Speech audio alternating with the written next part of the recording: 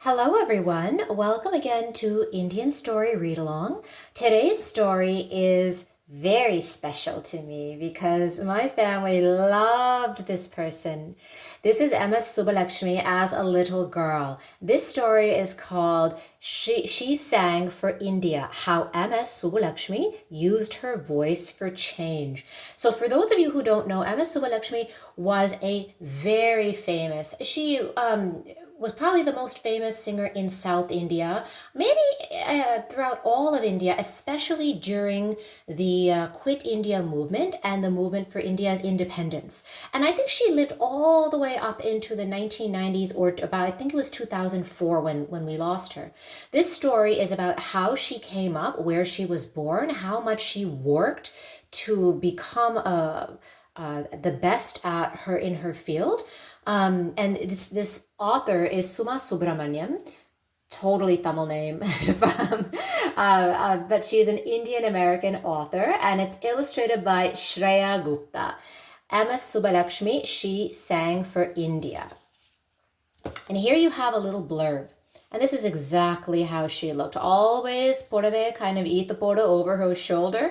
Always so into everything she was doing. Before MS Subbulakshmi was a famous Carnatic singer and the first Indian woman to perform at the United Nations, she was a young girl with a prodigious voice. But Subbulakshmi was not free to sing everywhere. In early 1900s India, girls were not allowed to perform for the public. So Subbulakshmi busted barriers to sing at small festivals. Eventually, she broke tradition to record her first album. She did not stop there. At Gandhi's request, that's Mohandas Gandhi, Subbulakshmi sang for India's freedom. Her fascinating odyssey stretched across borders, and soon she was no longer just a young prodigy. She was a woman who changed the world.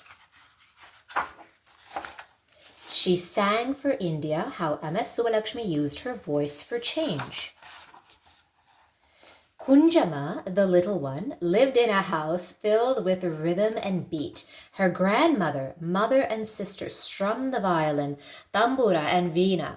Her brother's fingers struck plum chum nam dim tom on a mridangam. Kunja sang. So sweet was her tone, so clear was her rising and lowering notes of sarigama padani, that of all the instruments, her favorite was her voice. And there you see the whole family jamming. People think of the violin as a Western instrument. It's not. So there you see, they're holding the tambura. But Kunja was not free to sing everywhere. She was a small-town Devadasi girl whose voice was meant only to please gods and kings. So the Devadasis were a caste of people who they essentially belonged to the temples. They didn't have really their own families or their own independent lives, and they were seen as lower than, not like as good as the rest of us, and that was very harsh on them, that they were thought to have no heritage, no family, no lineage, and they were just essentially like courtesans who sang and danced and were entertainers.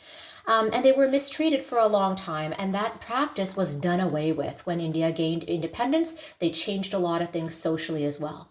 Girls were not admitted to the most public concerts. If they were invited to perform, festivals were canceled or people walked out in protest. So that's how, like, people just had issues with this. Why should women be confined by powerful men? Kunja's blossoming voice filled her mother with hope. She wanted her daughter to be known and recognized for her talent. She pulled little Kunja away from playing with mud pies and prodded her to sing a few songs at school. Every time there's someone's gonna push, someone's gonna do that. There's always somebody, and that's the push that people like this need. People like, I mean, she's just a little girl. She doesn't even know how talented she is, but her mother knew. Kunja's notes spun and swirled in the air. An audience member reached out to the family to make a gramophone record. Do you guys ever seen the Grammy Awards? You know, the actual award? That's a gramophone. That thing, it's a gramophone. It was an old-timey music player. Kunja's mother agreed. Her voice became known. The meaning of her full name on the record label was a song of its own. Maragada Vadivum, song by Madurai Shanmuka Vadivu Subbulakshmi, age 10 years. Wow, he's like a baby. My son is 10. I still help him get dressed. Look at MS. Madurai, after the city where she was born. Shanmugavadivu, the echo of her mother's name. Subbulakshmi, the goddess of heavenly wealth. A melodious name for a melodious girl. As a teenager, Subbulakshmi performed with her mother at intimate private gatherings. She learned Carnatic music from several masters.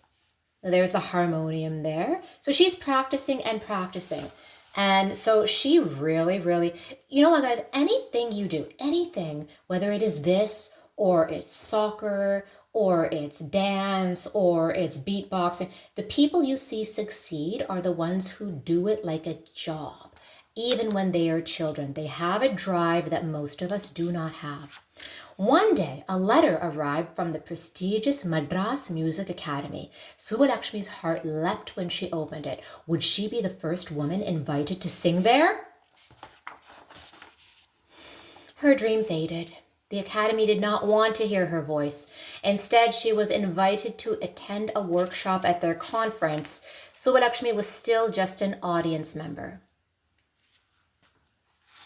Can you imagine they only had men singing? Like, how boring would that be? Oh, and for our next singer, another man. But she was eager to learn. She became friends with other women attending the conference. With their encouragement, she traveled to nearby towns by train, bus, and bullock cart. Everywhere, she was the only woman among the singers. And she was like a kid, too. Like, she wasn't that old. And she was never offered the best time slot to perform. Her path was long, but Subbulakshmi was determined.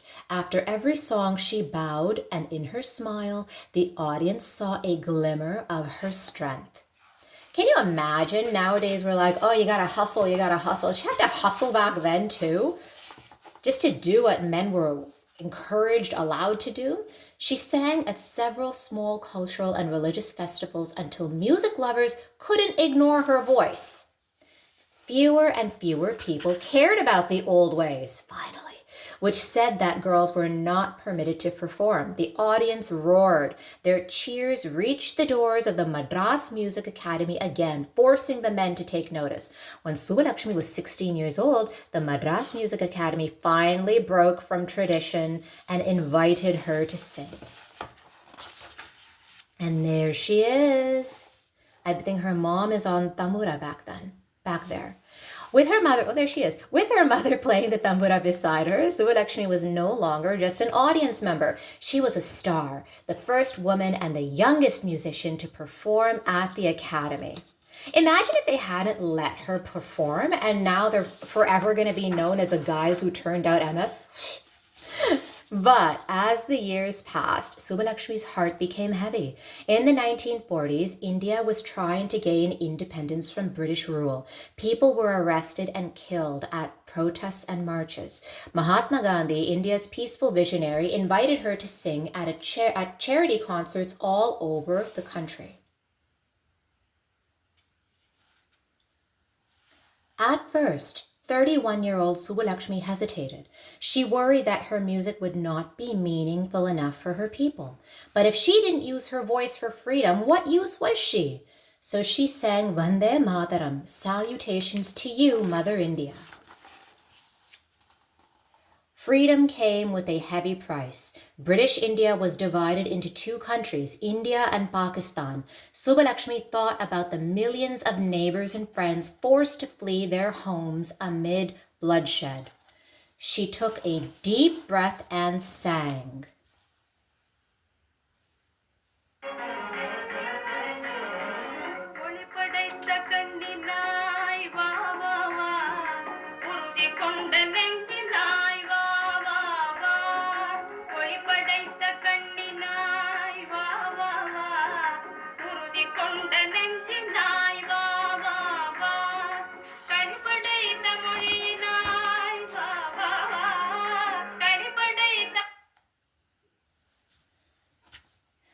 4 months later, Gandhi was assassinated. Subbulakshmi's entire country was drowning in sorrow. She could bear the grief no more. She sang through her tears. She sang to heal. Her voice was heard on every radio station in the country.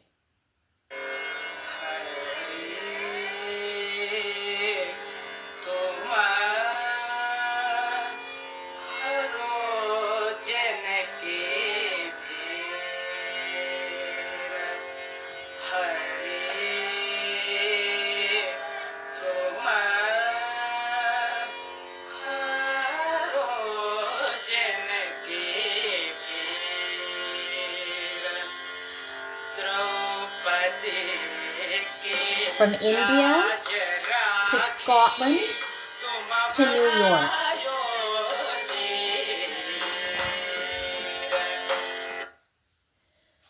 Subbulakshmi was invited to sing at the United Nations. She was the first Indian musician ever asked to perform there. This was her chance to share her music, to show her strength, to offer her country peace. The day before the concert, Subbulakshmi's throat turned sore. She could barely talk, and then she lost her voice. But she would not give up. Subbulakshmi was determined to sing for herself, her gurus, her family, her friends, her fans back home, and for the world. When showtime arrived, she sat on the stage cross-legged and leaned toward the microphone. She listened to the rhythm of the tambura. She hummed until her face relaxed. Notes fluttered out from her mouth. Words curled from her lips. She regained the chirp of her voice. And there she was in that giant hall in New York, with the entire world watching.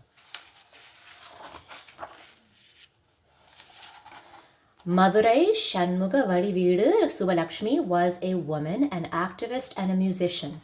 So she did her best to bring change and to offer hope. She sang. The end.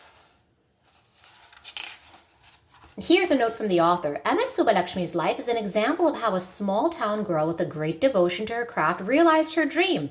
In her time, it was rare for a woman to make a mark in the world. I wrote this story because through this astounding human being's life, we can learn that the ability to heal ourselves and the world is within us. Subbulakshmi lived simply throughout the 1900s. She had no yearning for fancy things, clothes, or jewelry. Her humility and love for Carnatic music was the lifeline of her soul, and she followed it. It led her to people in places she'd never imagined.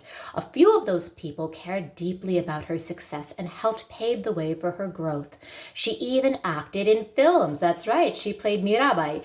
Soon, fans strove to be like her. They dressed like her with the round red vermilion puttu on her forehead, her popular hand-woven sari in blue, and a circle of jasmine flowers in her hair. In her husband, T. Sadashivam, Subbulakshmi found a friend and a guide. With him by her side, she rose to fame. But Subbulakshmi's life was not always full of joys. She suffered financial difficulties and many ailments. She pushed through these struggles with hard work, enthusiasm, and dedication to singing. She became the main source of economic support for her family. She learned and sang in many languages.